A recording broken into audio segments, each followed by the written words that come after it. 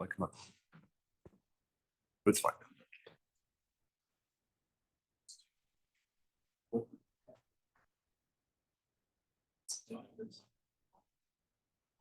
Okay, it's a great pleasure today to introduce Nikolas Breuckmann. Nikolas completed his PhD in 2017, working at Breuckmann. Actually spent some time here in Palo Alto at Quantum before starting his faculty position at the University of Bristol.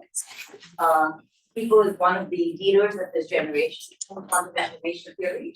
He is best known for his work proving the quantum conjecture, which is a big open problem in quantum information, and considered to be a key step to proving the quantum CP theorem. NLTS, yeah. And you think it's the NLTS conjecture, not quantum physics, then it would be an even bigger deal. And he was awarded the James Clerk Maxwell Medal for this work. He also formulated this new construction called the balance product, which is a key step in constructing these new good quantum LED codes, which are generating a lot of buzz and which we've had some talks about. So very glad to have Nico tell us about some of this, and he's also here for the rest of this week if you want to talk. Yeah, thank you very much for the very nice introduction. I have to kind of start with an apology. So I was kind of planning for a Blackboard talk, and then I heard like that the rooms are very well set up, and now I can actually see probably like people like in the further away will probably not see anything. So I kind of changed the topic slightly. So I will talk about essentially good codes, the NLTS result, and then some new results on kind of tackling the quantum TCP conjecture. Some might take okay, so let's get started. So maybe just kind of start at a very high level. The general theme of this talk is some interplay between different fields. So first is complexity theory, we have quantum many-body physics, and we have error corrections. And it turns out the more you kind of study these things, they are actually very intimately related. Okay, we have to kind of start with something, and I assume in the seminar people will probably be least familiar with complexity theory. So let me kind of kind of trick you into kind of giving you a CS 101 introduction. But let's keep it kind of high level. So first of all, complexity theory kind of deals with so-called complete classes, and these are collections of computational problems which are related by some measure of resource. Yeah, and in our case, this resource will be time, like how long it takes to kind of solve an algorithmic problem. And I assume many of you are familiar with the classes P and BQP. So P are all problems which we can efficiently solve using a classical computer. And then BQP is this other class, hopefully much larger than P, which problems which we can efficiently solve on a quantum computer. And then there are two other classes where we don't really kind of demand that we can produce a solution, but where we want to be able to verify. Yeah. So the classical version is NP. Yeah. So if I give you the solution of an NP problem, then you can efficiently verify that this is the correct solution. And similarly, there's a version of this called QMA, which is just the quantum algorithm. Okay, and like most of this talk will be kind of centered around these classes NP and QMA. Okay, so here's the definition again. So how does this actually work? That's why I kind of said we kind of verify the solution. So the verification obviously has two components. One is what we will call the proof or witness or certificate. So there's just some bit string which encodes the solution, and the verifier, which is just some algorithm or a Turing machine or a person with a paper and a pen. And there are many examples of such problems that I assume you're familiar with. So one is factorization of numbers. So if I repeat the prime factors, then it's very easy to kind of just multiply and see that this is a correct factorization of a number. But then actually producing a solution is not that easy. Let's say proof of mathematical theorem. So now very, very famously, people kind of think more and more about actually kind of doing this on computers. And the last one is the verifiability of Boolean formulas. So just kind of finding satisfying assignments of the variables. And there's another notion called NP completeness, and these are like very special problems in this class NP. which are so general that they capture the whole structure of all problems there. And there's a very, very trivial example called witness existence. So there I give you an encoding of a Turing machine, a solution, and some polynomial. And then the question is, with this encoding, can I decide whether there exists a witness, yeah, of small size, such that the Turing machine accepts the input after like some bounded number of steps. Okay. So I appreciate, like, don't be worried if you don't follow this. It's just like the statement here is essentially we can kind of write down like very, very trivial such problems. But it turns out there are also very non-trivial such problems. And one is so-called constraint satisfaction problems. So it turns out actually it suffices to ask or to kind of define a certain set of checks, yeah, on which kind of are locally on some bits. And then we ask whether there exists a set of an assignment such that all the clauses are satisfied, or whether all assignments violate at least one of these clauses. Okay, any questions so far? Okay. If not, let me move on. The reason why I'm kind of talking about this is essentially we want to kind of extend notions of proof. Yeah. So again, proof was just some solution I give you, yeah, and then you have to kind of verify it. And there's two ways of extending this notion. One is quantumly, and one is probabilistic. Okay, let's start quantumly. So here the proof is now a quantum state, yeah, and the verification is some polynomial time computation. There's some there's many different ways we can formalize this. Usually we just do circuits. There's like some minor kind of complication that these circuits have to be generated efficiently. Otherwise, we can encode like hard solutions that have problems in them. Yeah, but essentially, this is just like a very straightforward generalization of what NP is. And the class of this problem, as I mentioned earlier, is a so-called class of QMA. And this was developed by Peter in the late 90s. Okay, and in analogy to NP, there's also QMA complete problems. And for QMA, this was also done by Peter, which is a local Hamiltonian problem, which is just like a quantum version of these constraint satisfiability problems. And this again will be very familiar to you. These are just local Hamiltonians. Yeah? So we have some set of m-local terms, yeah, and then we ask, is the constant energy either below some value or above some value where we have promised some gap. Okay, so yeah, it turns out that this is even this is easy to verify for a computer, but not necessarily. It's not easy to use for a computer. Okay. The other way of extending notions is probabilistic, and in a different way from like quantum theory. So we kind of go through this. So these are so-called probabilistic checkable proofs, and it's kind of like a very remarkable theorem. So let me kind of first state it, and then let it kind of sink in. So it turns out that we don't need to know the full proof or the full witness or the full solution. It actually suffices to give you the constant number of random bits of the witness. Yeah? This is the very famous theorem, and this more precisely states that every NP problem is equivalent, so I can kind of rewrite the problem, to one where we only require access to a constant number of bits, and we accept the proof with probability 1. Yeah, so we never kind of reject anything that's kind of true. And wrong proofs, there's something we have to give, and this something we have to give is essentially kind of accept an invalid proof with probability 1 half.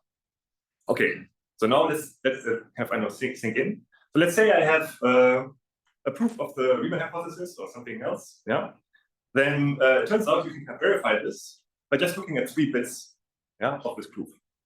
Yeah, they have to kind of do some rewriting, but eventually you just look at 3 bits, and if it's correct, you accept. If it's not correct, you accept with probability 1.5. But then we can kind of iterate this, and then you become like exponentially more convinced that this is the correct proof. Yeah. So this is a pretty remarkable theorem. Yeah, but it's true. Okay. Any questions this far?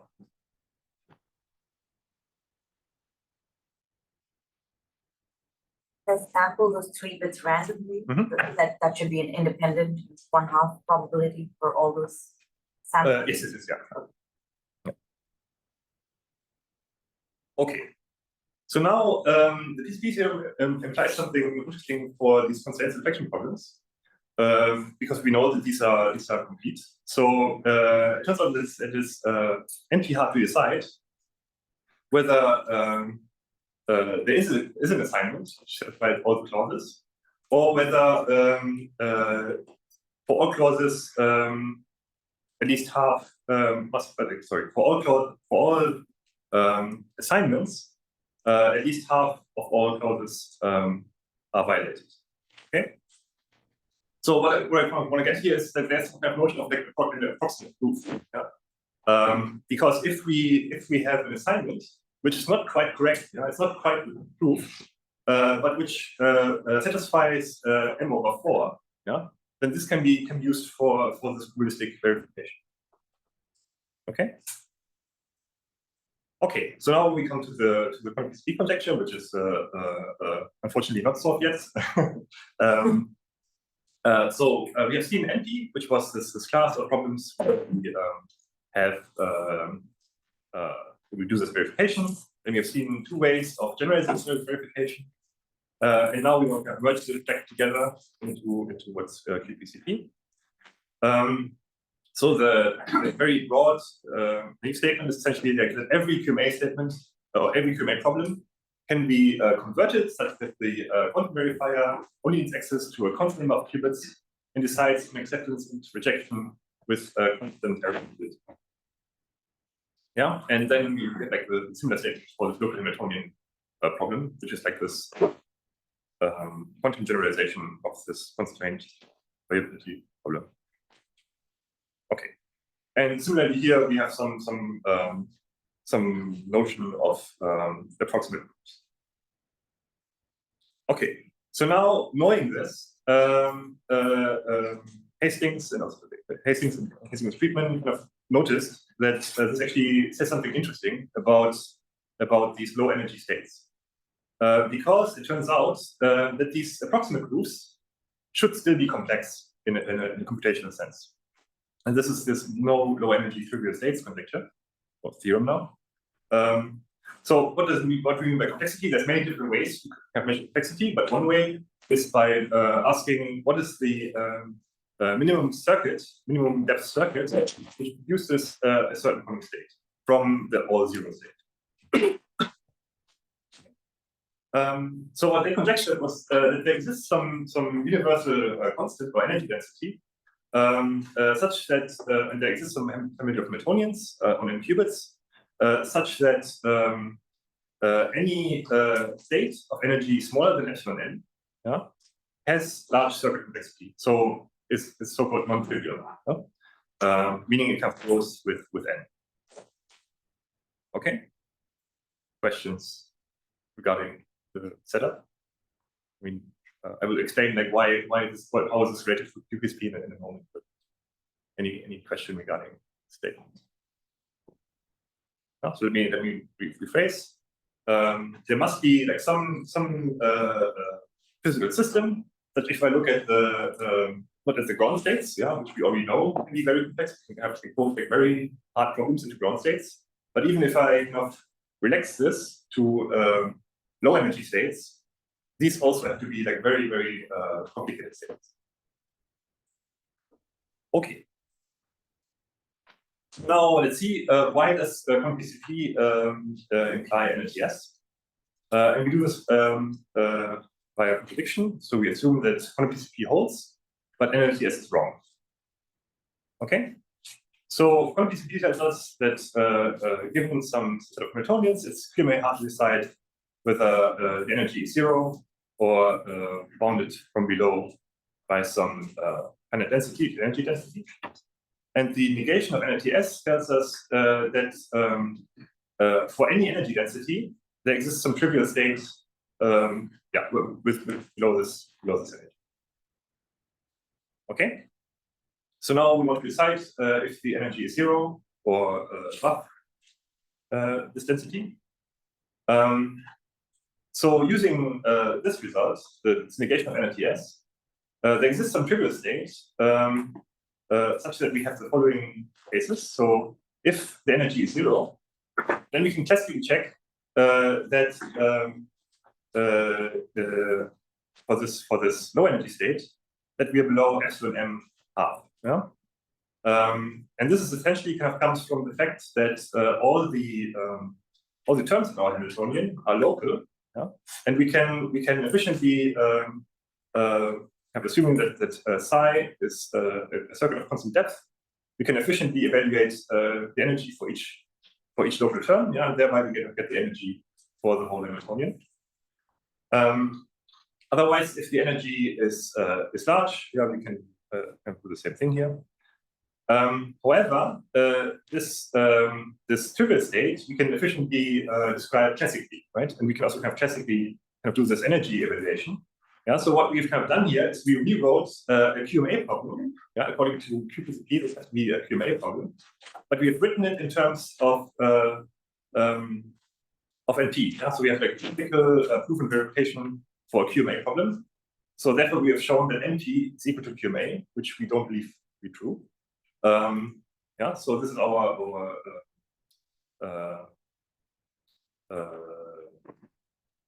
this is the end of it. Yes. This is why qPCP implies NRTS. Okay, questions here. So you have to assume that by NP does not belong in QMA or like subset of QMA. No, that's assume that they're not equal because I took something which is just QMA hard, yeah, and I showed that I can kind of put this into NP, so I kind of showed that they are I kind of collapse QMA into NP, which we don't believe to be true. Okay. Okay, so this was the conjecture, and if this conjecture had been false, then qPCP would have been trivially false. Yeah, but turns out NRTS is true, and interestingly, there's a connection from an error correction.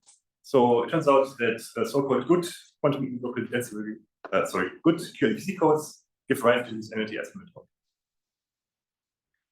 Hamiltonian. Okay, here's like a slightly controversial slide. So kind of make a connection. This was all like very CSy, I appreciate, so that we have a connection to physics. So we know that quantum mechanics doesn't apply to our scale. Yeah? So due to decoherence, quantum mechanics kind of wash this out, and then all we kind of experience is classical physics. And the question is, this is actually universally true. Yeah, can we kind of this is kind of always the case, which just happens. And NRTS kind of sometimes kind of tells us no, because like one implication of NRTS is that there exist physical systems where the given state has non-trivial circle complexity. Yeah, and therefore non-vanishing global entanglement. Yeah, so in this universe, in the NRTS universe, you kind of experience the quantum mechanics at all scales. Yeah, and I guess the controversial bit is the complexity theory kind of tells us something useful about many body physics, although I think like maybe physicists might disagree. It's not quite clear to them, but yes. Sorry. Yes. Isn't NRTS much stronger than this? Because topologically ordered like 4D Turing code will have a Gibbs state which is complex. You're saying that every state, even if it's not a Gibbs state, yes, should be complex. It's stronger. Yes, this we already do. Sure, yes. Okay. Although like I mean the question is like I don't know what you all prove. I think that's like the controversial part. Okay. Yeah. Like whether it's proven even for the 4D Turing code. Yeah. Yes. Okay. Other questions? The temperature here, like arbitrary, or like it has to be like low temperature-ish. I think at some point, just for fun, we kind of plugged in the numbers and it was something crazy. But yeah, it's like, but it's kind of constant, right? It's kind of like there's some kind of constant critical temperature, and below the critical temperature, like entanglement just events. Any more questions? Okay. Actually, this whole NLTS business kind of fits very neatly into this diagram, which I really like. It's from this very nice paper by Elder and Harrow, 2017. And this kind of relates to regulatory conjectures regarding the robustness of entanglement. I won't kind of go through everything, but maybe highlight a few of those. So in NLTS, we just kind of covered, qDPC we also covered. Then there's like some versions of NLTS that we can slightly touch upon. And qLDPC is actually a question of like how good common codes can be, which was recently resolved. And then there's also qLDPC. I won't touch on that. It's something that probably will be solved soon. This is kind of my feeling. The slide will kind of nice because it kind of shows the implications. So common TCP implies NLTS because it's kind of contained in this bubble. We knew that qLDPC would imply NLTS, but turns out that we actually kind of circumvented this. And then we have this CNLTS, which kind of lies within NLTS. Then we kind of talk a little bit about what this means.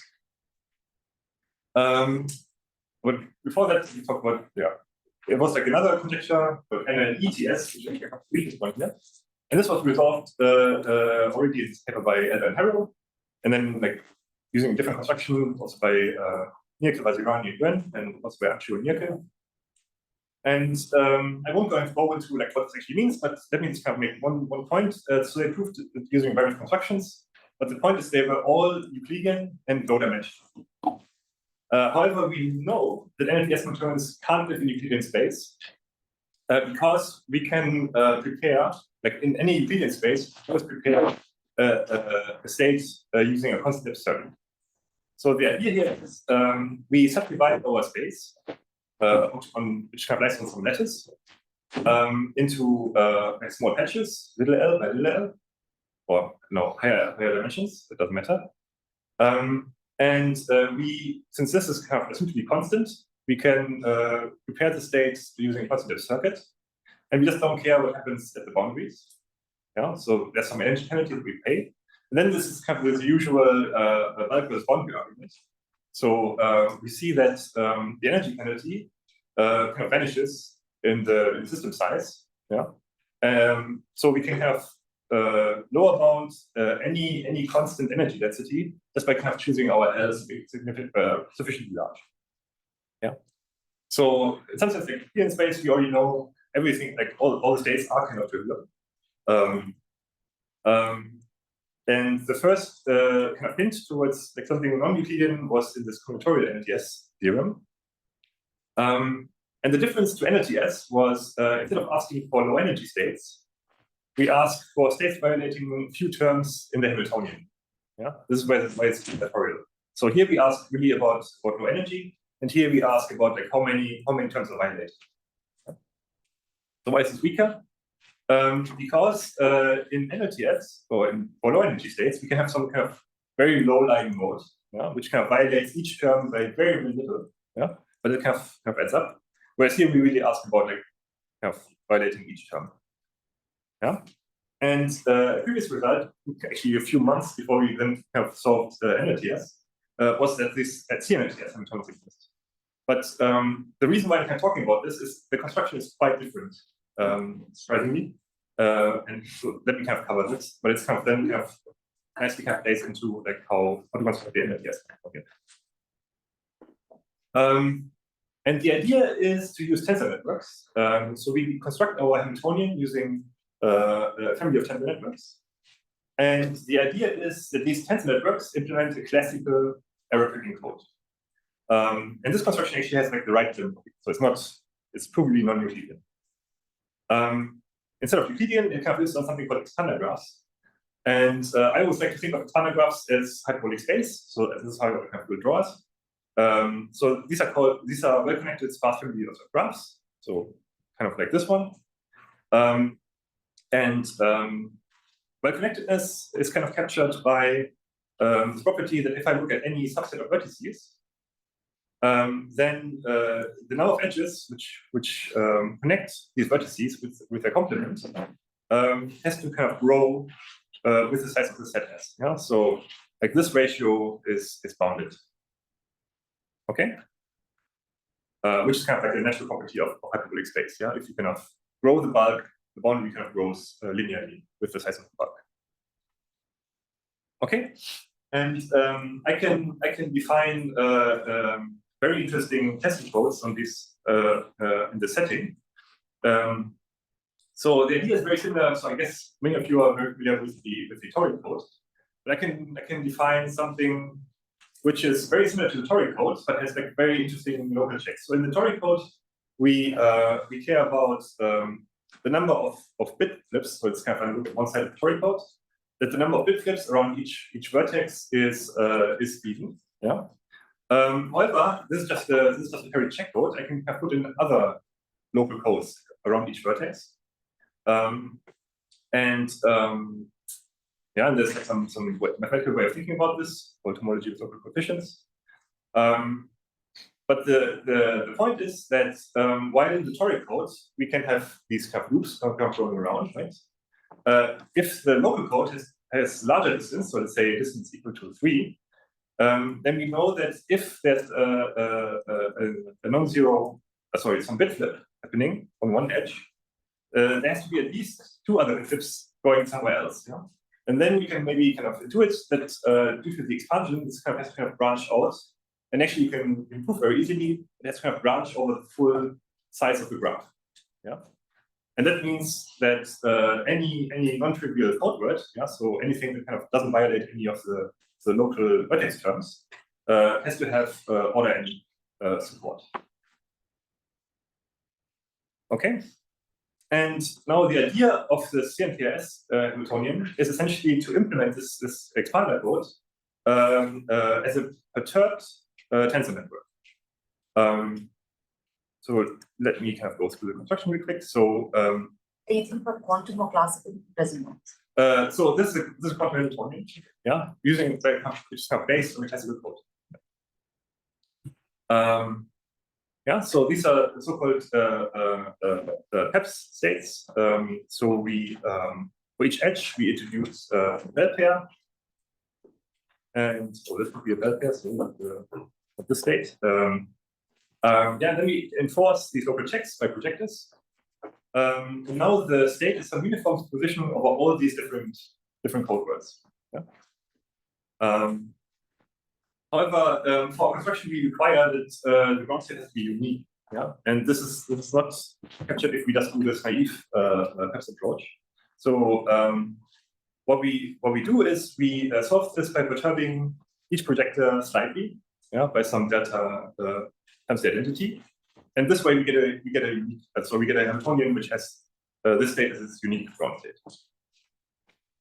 And this will be important later. So it's kind of, I know usually we have sweep this under the rug, but later we'll talk about qPCP, and then this will be important.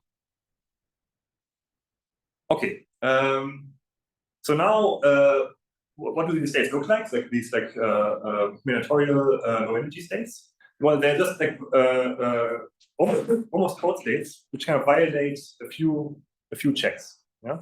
For example, here, let's assume that the local code is in 3, so we need at least 3 flipped bits around each vertex. So this can be satisfied. So there's some kind of violation here. Okay.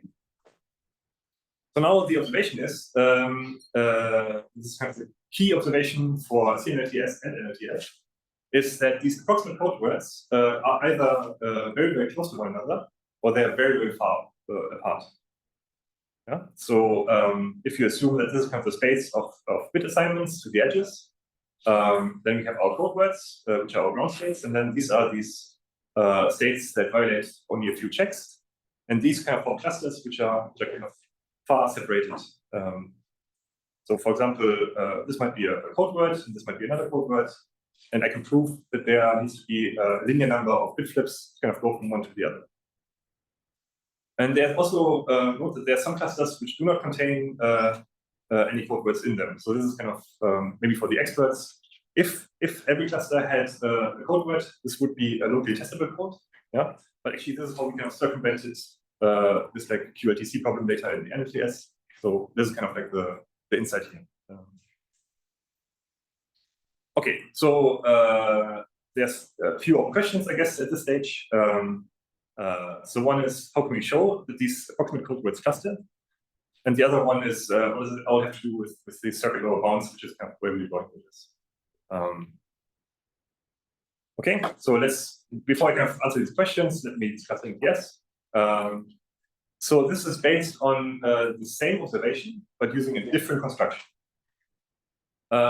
So here we consider some Hamiltonian to be the Hamiltonian of some good qLDPC code. What does it mean? So good qLDPC code is just some American code where we have sparse checks. The number of encoded qubits is linear in n, and the code distance is linear in n. And yeah, these can be constructed using a so-called balanced product construction of classical codes. And it's actually intuitively okay, actually, I'm not kind of going through this in detail. So the idea is we take two of these root expander codes, and then we take and we assume that there's a loop action on them. So we kind of we have some loop kind of acting on these codes. We take a Cartesian product, we get some high-dimensional object, and then we factor out this action of the loop on both sides. And then we get a fairly complicated high-dimensional object, but this high-dimensional object is essentially like a high-dimensional version of an expander graph. Yeah? And in this paper, Jens Ebert and I came up with this construction and conjectured that this construction gives qLDPC codes. And this was proved by Nikolas using exactly this construction. By kind of giving a distance bound, which essentially kind of mimics the distance bound of Zipser and Spielman, but it's obviously much more challenging since we have kind of dealing with this high dimensional. Sorry, that's a question. Yeah. So is this the action of PSL2 Z? That's like the fusion group for the hyperbolic space that this expander graph is close to, or like? Is this exactly true for a particular graph, or this is something where you're like it kind of looks like hyperbolic space, and we hope that we can? Oh, okay. So yeah, so the thing is, the graphs that we use in the end are so-called Breuckmann graphs. So hyperbolic graphs, you can actually prove that they're expanding, but they're not necessarily optimally expanding. Yeah, and they're kind of constructed very similarly. So it's like a result by so these LPS constructions by Watsky, Phillips, and Zana. And these are so-called Breuckmann buildings. That doesn't really matter, but the statement is like in hyperbolic space, the group that we are kind of acting with is PSL, just through Breuckmann transformations. It's exactly the same group for these Breuckmann graphs, but it's not quite true that it's like living on some hyperbolic Riemann surface. Okay. Yeah, but I like this picture of hyperbolic because it's like an intuition. We can make another statement here. So in principle, we could take any like high-dimensional expander and do this like local code construction. Yeah. And then I would have assumed that this would also kind of give you codes. The issue is it's very hard to kind of glue in these local codes in a consistent way, because in hyperbolic space or like in these things, yeah, I have something called economy. So if I kind of move around in a loop, I kind of perform a rotation. So it's very hard to actually kind of consistently assign the local codes. And this is kind of a sidestep by this balanced product construction, because I just do this product. I get this thing which kind of looks like high-dimensional hyperbolic space. Okay, I'm kind of again being a bit vague here, but then you kind of get this gets glued in local codes for free. Yeah, so it kind of comes out of this construction. Yeah, but again, I would kind of totally assume that if you could kind of glue this into something which doesn't have an internal product structure, this would also be fine. It's just not clear how to do it, and that's kind of the magic here. Somehow that you have like this local product structure, even though globally it kind of looks expanding. Okay. Okay. Then there's like some other versions of this. We have this index in different ways, but essentially it's the same construction. And yeah, we can use any of those. Okay, then now let's kind of go through the NFTS proof. This kind of follows in 3 steps. The first one is this clustering property that I already promised for like the CNFTS. Then I will explain the circuit to our bounds. And then finally, I will talk about uncertainty, which is like the last step of the problem. Okay, and the lemma that kind of underlies all of this is following. So it tells us that this expansion property, which I kind of wrote here again. So it's kind of similar to what I wrote earlier. So if we have some bit string, which is small enough, then the number of violated checks, yeah, is kind of lower bounded by the size of bit string. Okay. And this is like a slightly kind of expanded notion because I don't necessarily kind of look at all bit strings, but some which have long B. Now the statement is that some other notion called epsilon mu clustering, yeah, and this is exactly the clustering I was talking about earlier. So if our energy is small enough, so if the number of violated checks is small enough, then this bit string is either small or it's large. And through linearity, we then know that kind of all these kind of states, these classical states, are far apart or kind of close by. Okay, and the lemma is essentially that if this matrix is a new epsilon over expanding, then it's also clustering. Yeah. So there's an intimate relation between this kind of expanding property of the space and then the clustering of these approximate ground states. Okay, that's kind of really the main thing underlying the whole idea. Okay, so yeah, so these are just our approximate code words again. So these are things which kind of violate your checks, and this is exactly our clustering property. And now we're kind of almost done with that part. So it's kind of well known that these expander codes are expanding. Yeah. And similarly, it's a bit more challenging to kind of show that that in good codes we have this expansion. Again, we have to kind of make some assumptions on like what this subset B is, but don't worry about it. Yeah, but in both cases, this lemma immediately kind of implies this clustering. So okay, any question? Yeah. Is there like a, what is the precise meaning of clustering? Is it like ultrametric structure or like what's? Oh, it's just in terms of like Hamming weight. Okay. Yeah, so I literally skip back a little bit. So it's essentially this. So here we have one code word, right? Here we have another code word. We already knew that because this is a good code, we have to kind of flip an extensive number of bits, kind of go from one to the other. But then also there's like I can kind of flip some bits here. I might violate some checks.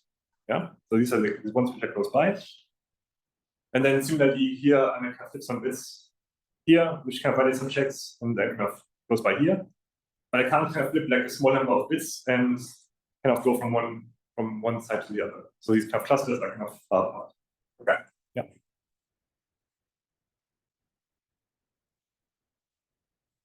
Okay, so we have this. So now what does this have to do with circuit depth lower bounds? And this is a nice lemma again, which kind of appeared first in Elder and Harrow. There's like a fine version by Anshul and Nierke. And the idea here is that if we have some probability distribution, which we obtain by measuring a quantum state, yeah, so this is our d psi. And let's say we have two sets of bit strings, S and T, and the psi is produced by some circuit. Yeah?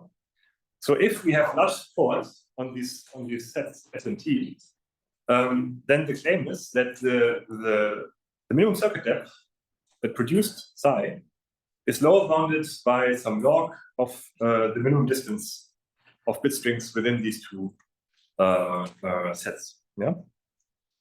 So the intuitive picture here is we have this kind of clustering, right? This is how, in the end, how we prove the circular lower bound.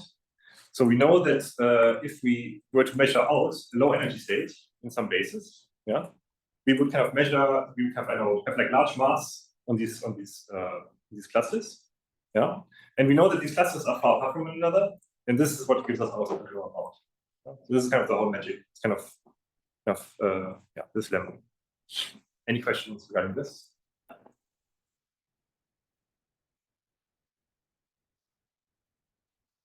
this is kind of intuitive. I mean, like, intuition is essentially we have to kind of build up entanglements over time. Like we can't kind of generate some kind of like straight entangled state which has like large mass and like far away regions. That's kind of the intuition.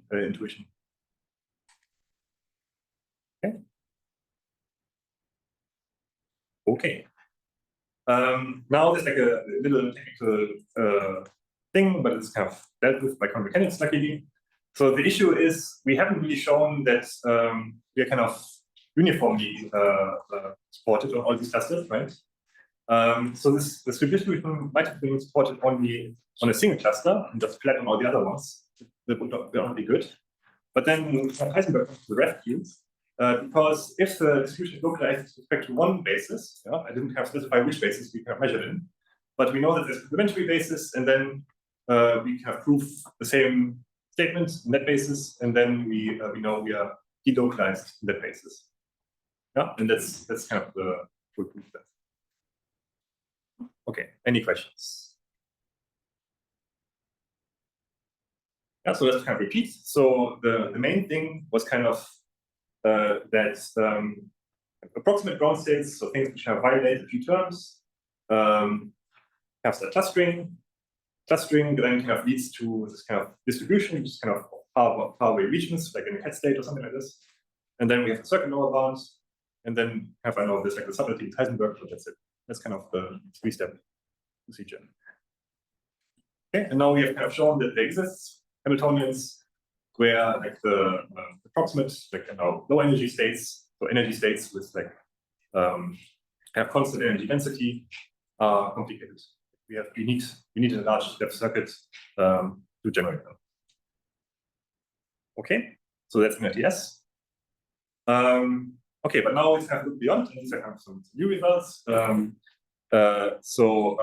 We have kind of not disproven the quantum QPCP conjecture, so we have shown that NRTS is true, which is a necessary requirement for QPCP to be correct. But we haven't really kind of tackled quantum QPCP because just as a reminder, so the QPCP conjecture kind of tells us that we need local Hamiltonians where it's kind of criminally hard to decide whether we are above or below some energy, where the gap is kind of constant. Yeah. They want to say so. Okay, let me kind of get to this later. So, but there's also like a polynomial declaration, which is also unproven. So the kind of thing, like the gap kind of closes polynomially, but even like polylog is an open problem. Okay, and now the statement is so.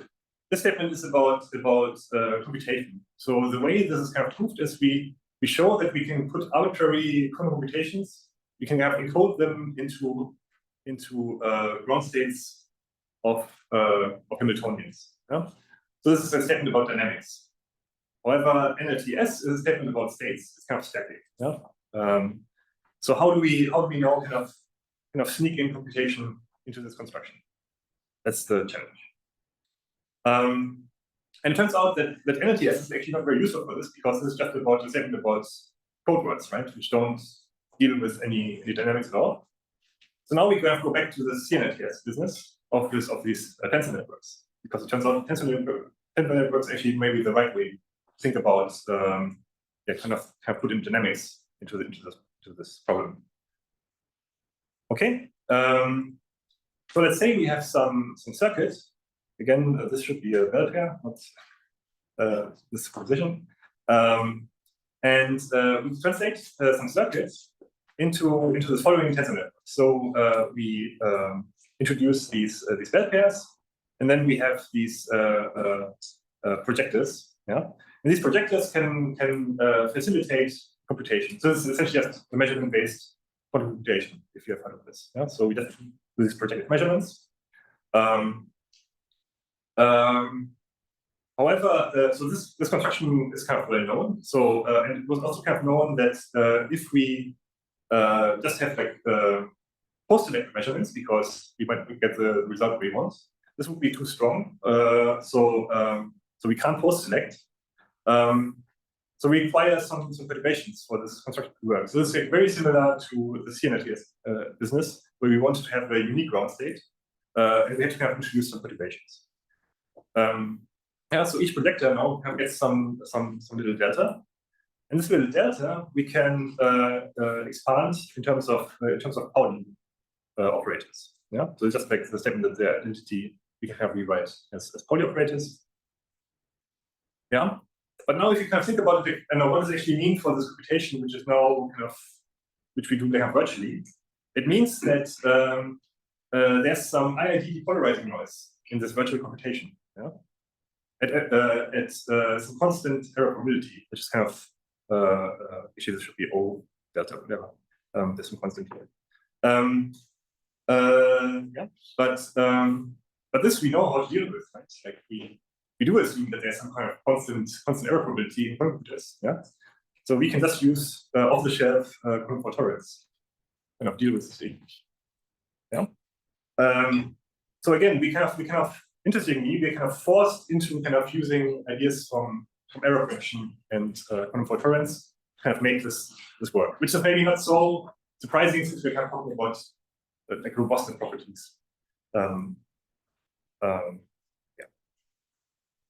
Okay, so this is kind of a step towards proving this polylog weakened qLDPC. There's like some okay, so first of all, these variations actually not as benign. So we have like this kind of part which is this noise which we have from the construction.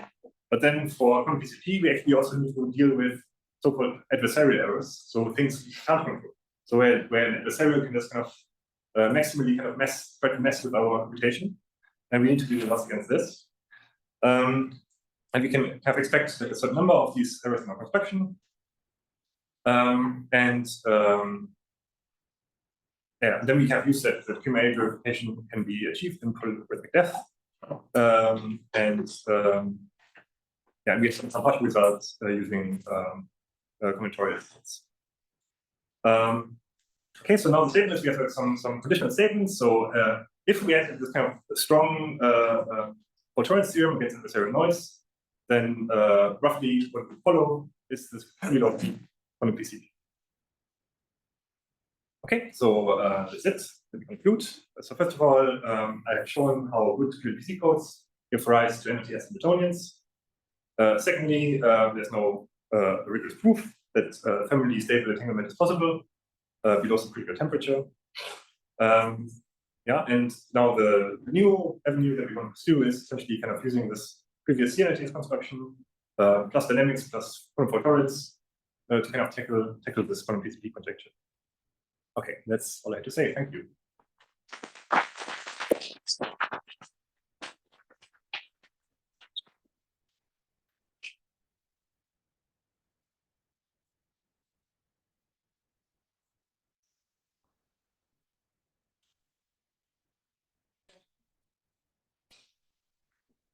I guess I was wondering, they showed like with these good LDPC codes, you give rise to the NLTS Hamiltonian.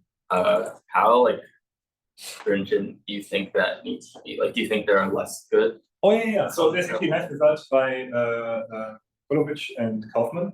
So actually, this is so in our proof we kind of assume that we have like finite encoding rate. So meaning like the number of ground, like the number of codes, like number of encoded qubits is kind of extensive. Actually, they show that they actually can get away with having like a single encoded qubit. So that's actually this kind of improvement in our results. But linear distance seems to be kind of like seems to be something you definitely Even with one qubit, you have two very distinct. Yes, exactly. Yeah. So it's, but then, like an actual gas state. But then, yes. But then the funny thing is, actually, we don't know how to construct these codes. So what they do is they kind of insert a certain logical qubit so that they know it's there. But they still use like a good qLDPC code. They have to kind of ignore all the other. Yeah. So we actually don't know how to make like less good qLDPC codes, which is kind of funny. But Can you add more? no. Yeah.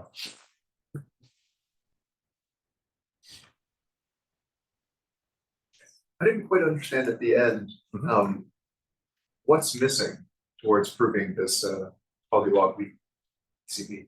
So I mean, the main thing is really this kind of having a theorem, it's like Aaron in all, where we also allow to have like where the noise can be adversarial. So where somebody can kind of essentially kind of mess with 1 over depth many bits at will.